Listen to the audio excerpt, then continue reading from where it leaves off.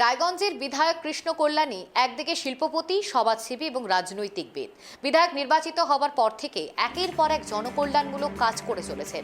সেই ধারা বজায় রেখে ৩৫ নং রায়গঞ্জ বিধানসভা অন্তর্গত ১৩ নং কমলাবাড়ি গ্রাম পঞ্চায়েতের মেহেন্দি গ্রাম সোনাকালী মন্দির থেকে খলসি ভায়া কাজল দেবনাথের বাড়ি পর্যন্ত নতুন রাস্তার শুভ উদ্বোধন করলেন রায়গঞ্জের বিধায়ক কৃষ্ণ কল্যাণী।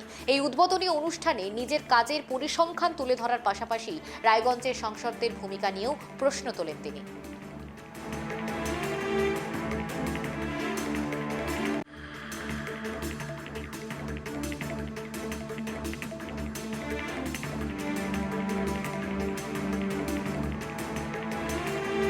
আজকে কৃষ্ণ কল্যাণী জবাব দিচ্ছে, আমার বই আপনাদের বুথে কয়েকদিনের মধ্যে পৌঁছে যাবে।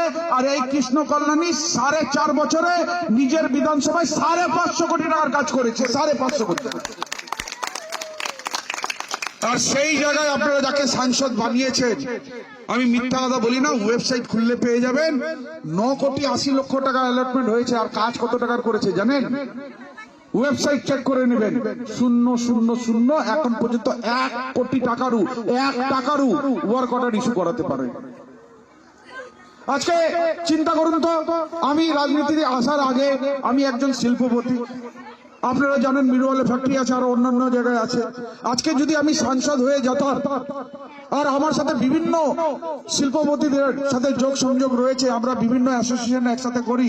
সেই অ্যাসোসিয়েশনে টাটাও আছে, আদানিও আছে, আম্বানিও আছে, জিন্দালও আছে, অনেক বড় বড় উদ্যোগপতিরা আছে। আজকে গিয়ে যদি আমি বলতাম, তুমি আমার এলাকার মধ্যে একটা তোমরা শিল্প লাগাও, উদ্যোগ লাগাও, তোমাদের কোনো অসুবিধা হতে দিব না, জমি থেকে চালু করে সব রকম সরকারি সহায়তা আমরা করব।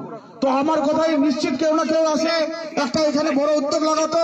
আর এই উদ্যোগ লাগালে কি হতো? আপনার বাড়ির যুবক যুবতীরা তো চাকরি পেত, তো ক্ষতিটা কার হতো?